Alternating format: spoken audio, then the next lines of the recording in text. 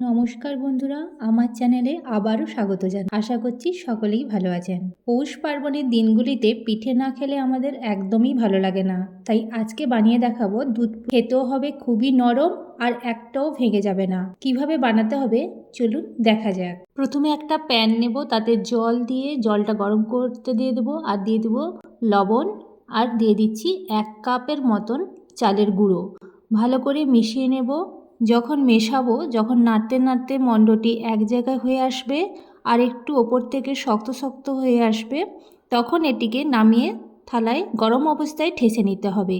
একটু কষ্টকর হলেও গরম অবস্থায় ঠেসে নিতে হবে। মণ্ডটি থেকে একটুখানি নিয়ে গোল হচ্ছে কিনা দেখব।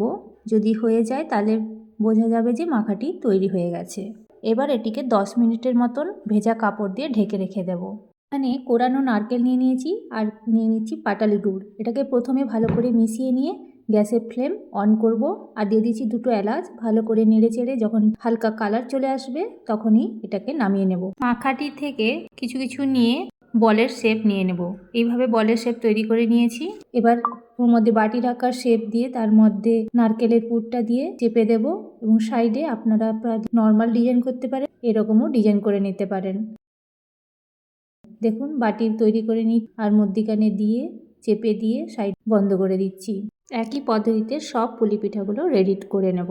রেডি হয়ে গেছে পুলি পিঠাগুলো। এবার দুধ পুলির জন্য যে দুধটা লাগবে তার জন্য নিয়ে নেব একটা প্যানে দুধটা একটু ফুটে উঠলেই দিয়ে দিব পাটালি গুড়। এর সাথে পাটালি গুড়টা ভালো করে মিশিয়ে নেব আর দিয়ে দেব এলাচ।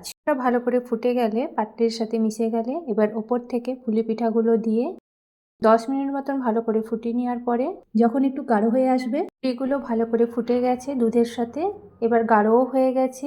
এবার গ্যাসের ফ্লেমটা বন্ধ করে দেবো। এগুলো ঠান্ডা হলে নামিয়ে তারপরে পরিবেশন করে নেব। পুলি পিঠাগুলো নরম, একটাও ভেঙে যাবে না। ভিডিওটা যদি ভালো লেগে থাকে অবশ্যই লাইক, কমেন্ট, শেয়ার করবেন।